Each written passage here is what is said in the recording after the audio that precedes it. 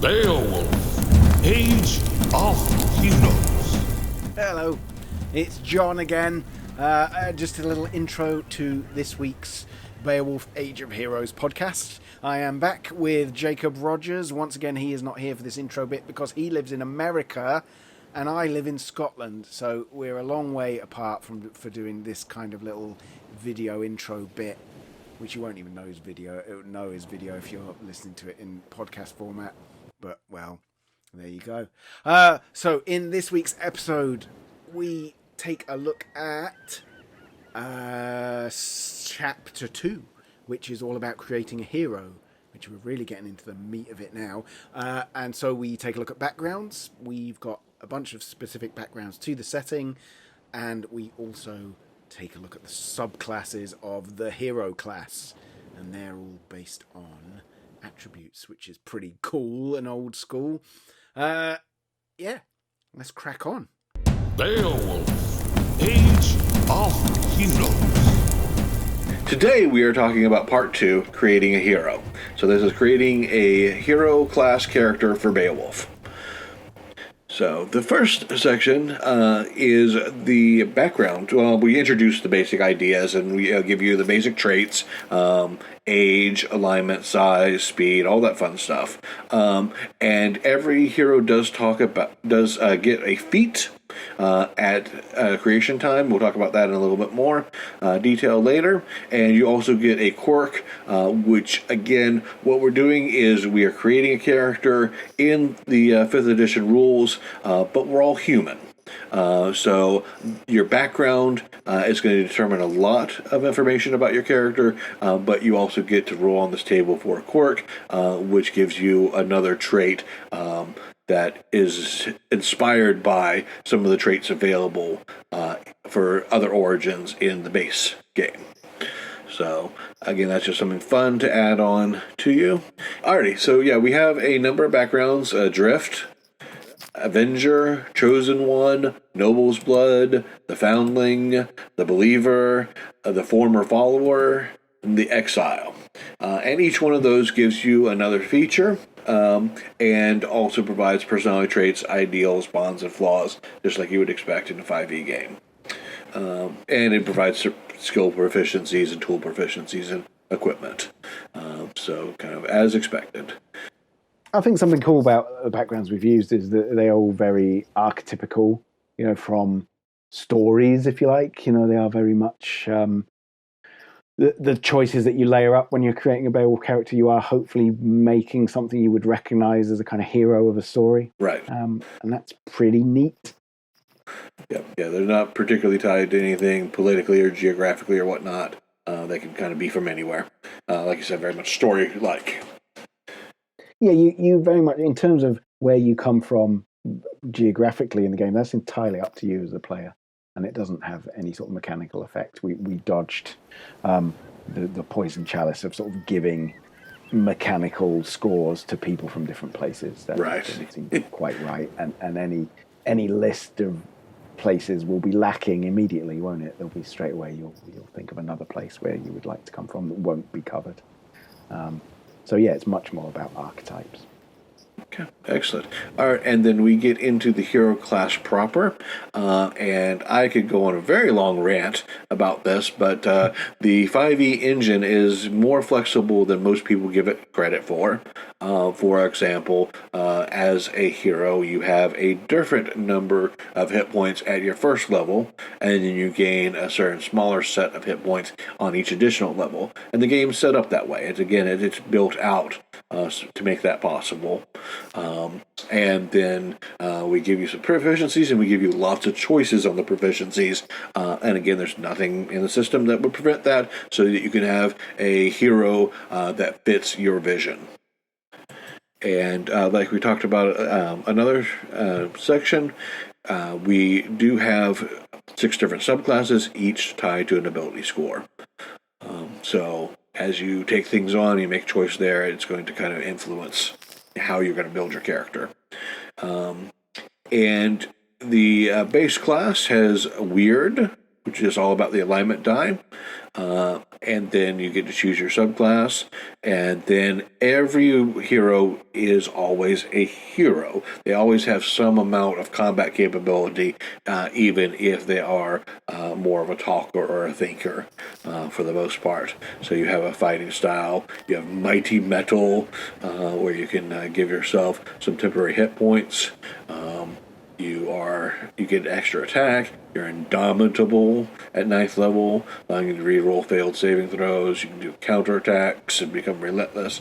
And then Ferocious Onslaught, where you get to spend some inspiration to do some special weapon damage where you actually break your weapon on the monster, but do extra damage for it.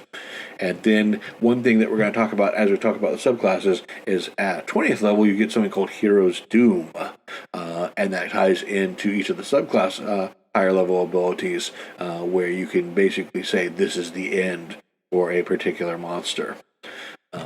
But it may be the end for you as well. All right, so subclasses. The first one is Bench Breaker, which is based on strength. So it's all about fighting, wrestling, having amazing strength, and brute force. Where you literally beat the monster down so far that it just gives up and doesn't want to fight anymore. And then next we have Swift Blessed, which is like nimble and dexterous. So you get things like being able to dodge or use sleight of hand. You can impress people with that kind of stuff, avoiding damage, or trick your enemies. Right at the end, the sort of top leveling out part, you get the ability to do a special ranged weapon attack, defeating your monster by taking advantage of your extreme precision and dexterous nature. Okay, we've got Ox Spirited, Glutton for Punishment, Stone Belly, Endless Endurance. So this is our Constitution subclass, and they do things like having force of will, unyielding stamina. So again, it's more about taking punishment and staying in the fight longer than anybody else. And at the highest levels, you can basically challenge the monster to take some sort of source of damage, and both of you take the damage, and if you're still standing, you've beaten the monster, because you're just that tough. And then we have the Riddle Reaver, which is our intelligence subclass, which is all about identifying weaknesses in enemies and monsters, preparing things that help you overcome foes, being able to perceive the truth even when it's disguised or hidden, being able to figure out how to work around special attacks from the monster. And then right at the top end of the subclass, you can actually sit down with more intelligence, capital M monsters, and if you're pretty certain to be able to beat them physically, you can actually talk them into fleeing and defeat them that way with your sheer cerebral power.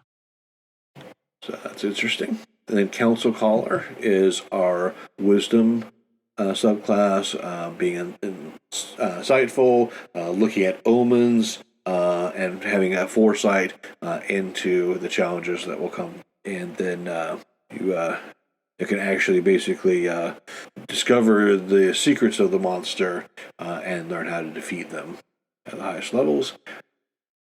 And then our last is Honey Tongued, which is our charisma-based hero, where you can impress others by force of personality. You can, by the fact of your personality, you can shake off magical effects. You can actually possibly stop combat. So again, there's no reason to fight to the bitter end with regular foes.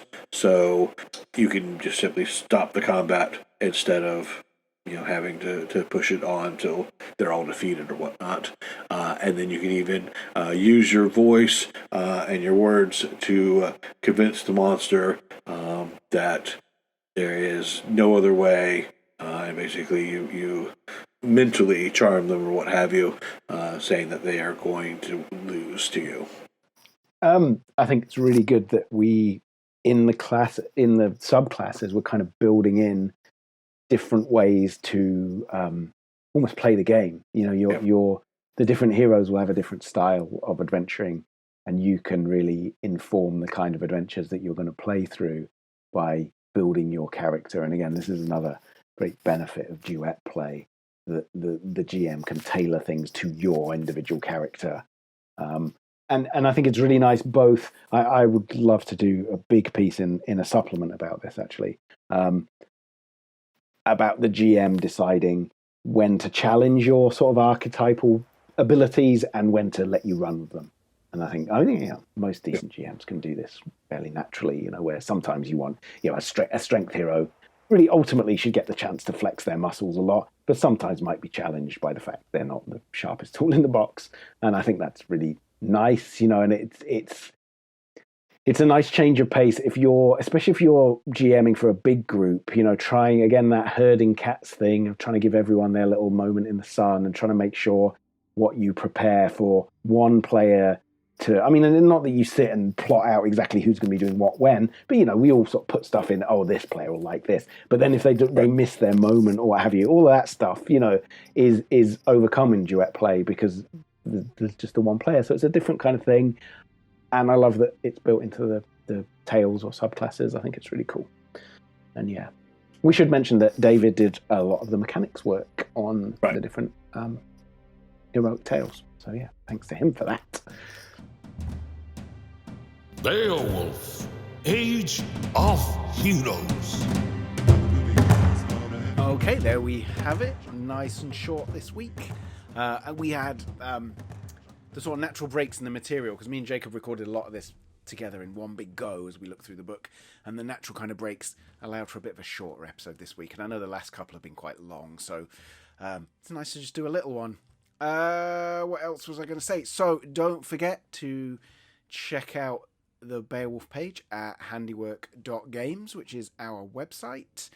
You can pre-order BEOWUlf Age of Heroes right now. Who knows? By the time you're listening to this, maybe you can just buy it in the shops. But at the time of recording, it is something that you need to pre-order. Or you can just buy the PDF at Drive-Thru RPG. It's doing rather well over there. That's very nice to see. And we'll be back next week with some more stuff about creating a hero. Cool. See you then. BEOWUlf, Age of Heroes.